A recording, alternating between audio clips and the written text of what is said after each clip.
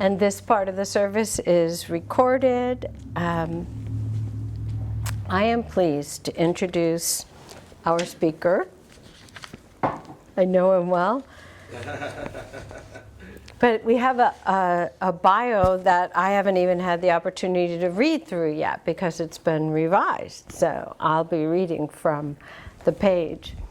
It's my pleasure tonight to introduce Mark Thomas. Reverend Mark was brought up in a family deeply involved in the United Methodist Church. Yet in his childhood in Rockford, Illinois, he found delight in discovering diverse spiritual beliefs with friends from Christian Science and Jewish faiths. Mark has served in many and varied occupations, from outdoor recreation, campus management, town and county government executive positions, Western New York parks manager, retiring from his office in Niagara Falls, and currently an instructor at the University of Illinois, teaching parks management graduate courses. During all of this, Mark continued to deepen his spiritual practices through transcendental meditation and studies of Vedic, Taoist, Buddhist, and Christian mystical teachings. And he continues now as a teacher and pastor of Fellowships of the Spirit, School of Spiritual Healing and Prophecy, which he and his wife, Elaine, founded in 1988. His understanding of the transformations experienced during meditation and spiritual practices has brought consolation, comfort, torment to many students, so they may discover a greater awareness of their potential. And don't we know it? The torment part, yes. All of it, all of it. So it is a pleasure to welcome Mark. Thank you, Joanne. Good evening and welcome back. We've been off for a few weeks. It's good to have everybody back with us and do worship again this evening in our Vespers format with the healing service and how we're able to share the things that are touching our hearts and people's lives, and that whether it be joy or concerns or prayer, it's good to share that together. We appreciate your coming and participating. Ancestors is the topic tonight, as you know. We all have them. So I'm the opening act for this tonight, for this theme. It's right. On next week too, I believe. Right, yeah, yes. And Jane, I think, who's picking up that? I'm cheering Pam. You're cheering. Pam is on next week, okay. So Kate Luscombe was scheduled to be our speaker this evening, but she got called back to Albany because her brother passed away this week. So she had to head home. And so I said, yeah, I'll step in and do this. And I kind of like the theme. I helped select them, so I guess there's a little obligation I have once in a while. When there's an opening, I better step up, right? So that's what I'm doing. One of my favorite shows on television, and I don't watch a lot of television, Bill's game once in a while, it's a good one today, is a program called Finding Your Roots. And it's on PBS. And it's a program that's run by a man named professor from Harvard called Henry Louis Gates. And he does a marvelous job with this show. And they have a whole research team behind him. This show's been on 12 seasons now. It's been on a long time. It's a very, very entertaining show on some levels, but on other levels it's deeply challenging because of the nature of the things and subjects they get into when they start digging into families' backgrounds and what that means. And they start tracing their roots back to Europe or Asia, South America, you name it. As they dig in deeply, the research team on these folks that they bring on the show. Most of the people on are celebrities. They're in arts, entertainment, sports, government, any number of walks of life. They're public figures for the most part. What I find fascinating about this show is several things. One is that almost everybody has a very profoundly deep emotional connection to the information they're receiving. In other words, there's a whole lot of surprises. There's a whole lot of things that come up in family lore that some of them are validated and some of them are bogus. And they uncover both. And that can be very revealing in terms of family history and family traditions. There's some really amazing stories I find fascinating about how folks emigrated to the United States for a new life, a new opportunity, came over, did not do well, went back home, and came back again, and then did make it. Fascinating. It wasn't just a one-way path. It was a back and forth across the oceans. In those years, it was all by ocean liner. And those were long trips, and they were challenging trips. They dive deeply into the DNA as well on these folks. And some of the surprises is when they find out at the end of the program who they are related to. And that's kind of a fascinating twist when a guy named Bill Riley and Barack Obama find out they're related.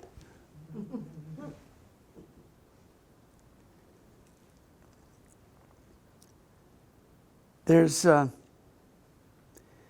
another thing that happens on that show very frequently, and that is as they're tracing back into these lineages, they find out that what various professions and business associations, religious traditions, all kinds of things these folks had. And the person sitting in the chair who's being the subject of the show has the opportunity to go, wow, so all those ancestors were in this walk of life. They were in this walk of life. Well, no wonder I'm in that walk of life. They were in the arts, or they were in performance, or they were in music. And they find out that, several generations back, not necessarily direct, but skipping generations many times, that there are people in their family that were accomplished musicians or artists or government officials or whatever. And this could have jumped over the oceans and going back quite a ways. So these kinds of trends you start seeing on the show, it's revealing in that we are all so related. And I've had the opportunity myself to dig back into my own ancestry, and Ancestry.com is this great tool that is allowed, and so many people participating in it now that you find out very quickly. I can trace back quickly 7-8 generations without any trouble at all. And it's like, whoa, 10 years ago, 15 years ago, that would have required somebody who just focused genealogically in that direction and really drilled down on that information. And you might find one leg of your family. Now you can just lay the whole thing out in a family tree. That, to me, is fascinating.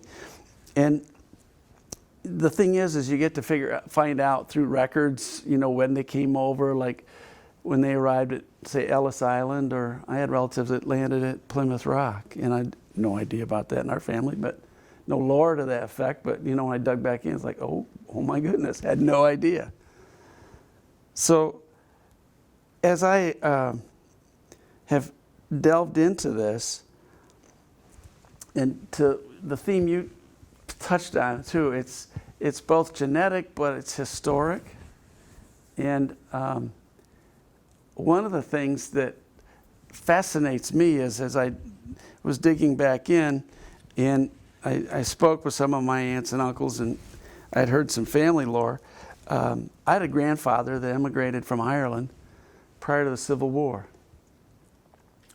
He went into the Union Army in the Civil War and battled for a couple of years, and then lost a leg and was mustered out.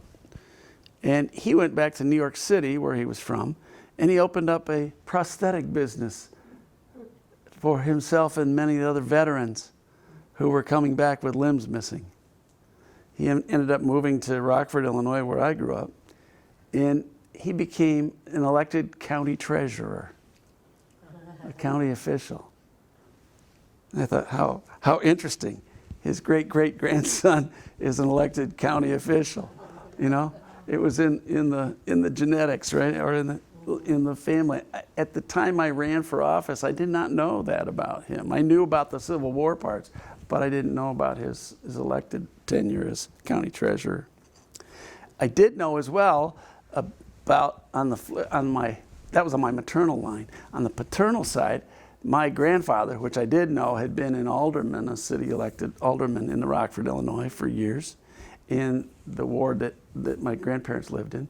But he also had been a school board member and in an elected position, but not a political position. So I had, on the grandfather's side, I had politics bred in. Little did I know, right? And so 14 years of my life have been spent in elected as well. There's things that come down through that, whether you know about them or not, there's tendencies, there's things that are, if you will, cast into the family in terms of tradition. We all have our free will, and we exercise it, and we all go about it in different ways. But the bottom line is those tendencies exist, and they influence our lives more than we realize. My grandmothers, paternal and maternal, were both educators. They're teachers. Go figure, right? So I had it coming down on me from all sides, right? My mother was an educator. So, the more you look into these things and you keep rolling it back, it's like, oh, wow. And you realize when you're really evaluating these things that it's just the tip of an iceberg. Because I can't get enough information about the generations as they keep rolling back. Because the lore dies out after a while, and the historical documents require tremendous amount of research. And even then you only get so far, which is part of the reason I admire the research team that Henry Louis Gates has on Finding Your Roots, because they can dig in and they can spend the time because they have just so many people they're researching a year, and they drill down and they uncover all kinds of detail that you or I would not be able, we'd have to be devoted to that, again, on a genealogical level. But it still fascinates me, just the amount of things you can uncover just through ancestry. And then the other thing that's very available through ancestry, but others, is the DNA testing and who you're related to that way. And that can be very revealing for families. Some families find out that they had children other places they did not know were part of their family.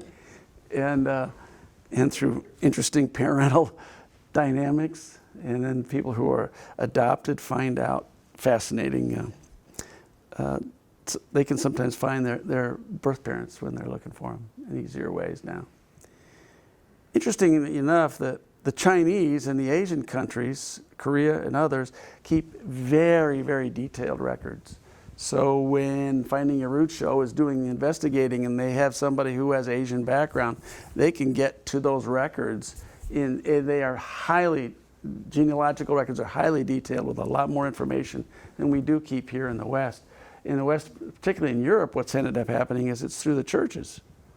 The churches kept the records, baptismal records, family records, all those kinds of things are very heavily kept through the churches. If a church had a fire, your history is gone, because that's what happened a lot. A lot of those records were lost through fires over time. Although we're here a short time of universal unfolding, our presence here is both significant and insignificant at the same time. Think about that for a minute. Our short human lifetime, we think of whatever the length is, whether it's your life ends as a child or your life ends up at 100 years old, like June Lockhart, who passed away this week, right, from the old Lassie show, right? That span, it goes in terms of the universal time, it's very quick. It's short. And we have the opportunity in that span to really make a difference with our lives. And to your comments earlier too, Joanne, our Native American brothers and sisters, the Haudenosaunee who lived in this area, and others, they end all their prayers with all my relations. People might say, well, what does that mean? And it's a moment of gratitude for all the relations, because they look at everything that grows, every mineral that's on the planet, everything that's water, everything that's air, everything that flies in the air, lives in the air, lives on the ground, lives in the trees, whatever, is all their relations. They're related to all of them. So we have a tendency to think of our relations as just our blood relatives, our human relatives, but they don't. They look at themselves as having relations, and that our lives are dependent, and we're all in this together with all levels of life, and that is both what we would call animate and inanimate. That's a fascinatingly different way to look at things than us European-sourced folks do. You know? And therefore, not only do we have ancestors that are our blood relatives, but from their perspective, their ancestors are the trees. We have this beautiful oak tree right at the edge of our property, right on the edge of our property in Lilydale's, right by our library building here. This tree is like, you can't even get your arms anything closer. You take maybe 2 or 3 people to get your arms around this thing. That tree is probably 200 or 300 years old. To them, that's an ancestor. And that tree has spawned a whole lot of other oak trees, both in that forest next door, but over here. My house, because I've taken acorns from it and planted it on my property. There's a lot of ancestors of this tree that are around, and who knows where else they went, because people, I'm sure, have been collecting acorns off that tree for a long, long time. All our relations. So we have a tendency to boil our connections down in this postmodern age to what's the latest, you know, who's in our lives right now, that's it. And that's all we're concerned about. But, you know, the bottom line is we have been fed through generations of humans, people in our families, but we're also fed by the natural environment, and so were they. I think one of the most important things that I have learned in the years delving into ancestry a bit is, if I look at my family tree and I take out one of those grandmothers or grandfathers, I'm not here tonight. If you do the same, you're not here tonight either. You're somewhere else, but you're not here. The whole path veers off if that one person wasn't in that link. If that chain broke at one place in that tree, your whole life wouldn't be here. It wouldn't be what it is. Who knows where you would have incarnated, or what would have happened, and where you would have shown up. So it's kind of fascinating when you think about it. Our world in which whatever's the latest is the greatest. And when you look from a historical perspective, that is very, very short-sighted. It's very far-sighted, if you will. It's like trying to read a paper without your glasses. You know, there's so much more depth to us. And there's so much more has been fed down to us, physically, emotionally, spiritually, from our past. As you mentioned in my bio, I was raised in a very Methodist family. So, you know, spirituality was central in our lives. So I didn't follow that same walk. I don't reject it, but I've added on dramatically to it, right? But, you know, I'm very grateful for my grandparents who were Methodist missionaries in India, of all places. You know? My grandfather knew Mahatma Gandhi. It's like, whoa. I mean, and I wonder how I got an interest in all of that stuff that Gandhi was all about, right? And that whole walk. So it's like their Methodism and my grow up time and looking at things in my religious background just sent me off on a search of things Eastern. But it was in the family roots as well. So, and you all have those. Everybody has these. There's an imprint.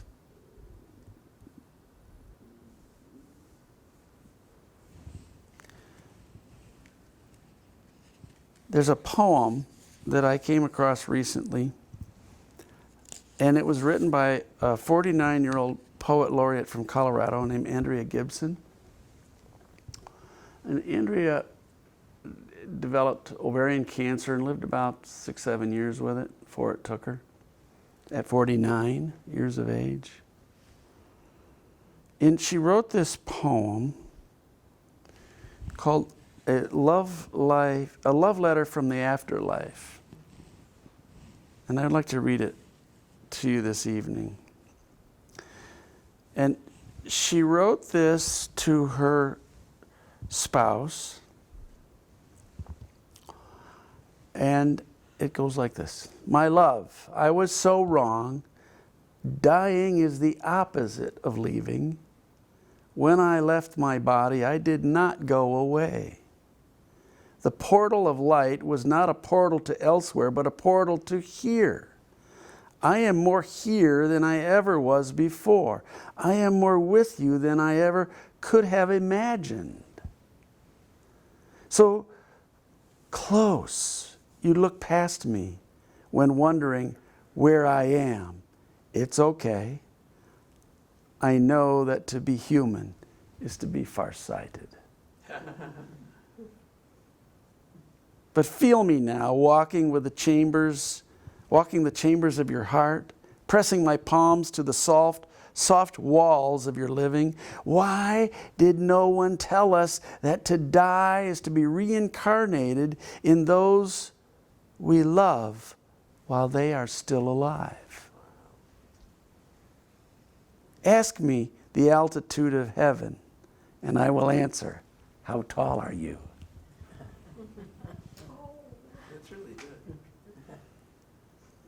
In my back pocket is a love note with every word you wished you'd said. At night I sit ecstatic at the loom, weaving forgiveness into our worldly regrets. All day I listen to the radio of your memories. Yes, I know every secret you thought too dark to tell me, and love you more for everything you feared might make me love you less. When you cry, I guide your tears toward the garden of kisses I once planted on your cheek, so you know they are all perennials.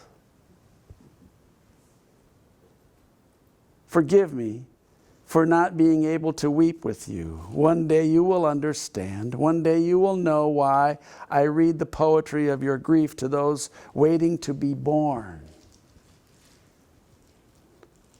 And they are all the more excited. There is nothing I want for now that we are so close. I open the curtain of your eyelids with my own smile every morning. I wish you could see the beauty your spirit is right now making of your pain, your deep-seated fears, playing musical chairs, laughing about how real they are not. My love, I want to sing it through the rafters of your bones. Dying is the opposite of leaving. I want to echo it through the corridor of your temples. I am more with you than I ever was before. Do you understand? It was me who beckoned the stranger who caught you in her arms when you forgot not to order for two at the coffee shop. It was me who was up all night gathering sunflowers into your chest the last day you feared you would never again wake up feeling lighthearted. I know it's hard to believe, but I promise it's the truth. I promise one day you will say it too. I can't believe I ever thought I could lose you. Andrea Gibson. You know, we live in a world which is so focused around our five senses and what's here and all that, and yet those of us of spiritualist background, we understand that life has a continuity that transcends what we all experience here. And that our ancestors are there. And they are here. And I love the way this poem frames it, because it's not only that their legacy is what they leave us on an outward level, but more importantly, their legacy is what they leave us in our own body, minds, and souls. And they're right here with us as we live out our lives and they live our lives. So we're never alone. We can't be alone if we accept these tenets and we live our lives accordingly. They are with us in love. They are with us in hope. They are with us in grace.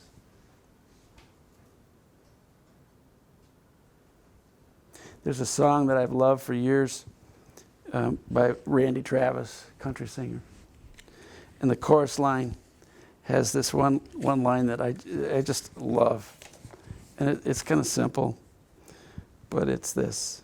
It's not what you take when you leave this world behind you. It's what you leave behind you when you go. God bless you. And enjoy contemplating your ancestors and their legacy that lives on in and through you. Because they do. And they are here. And they are with us. And when you think of them, or they pop in, it is not imagination. It is reality. Thank you.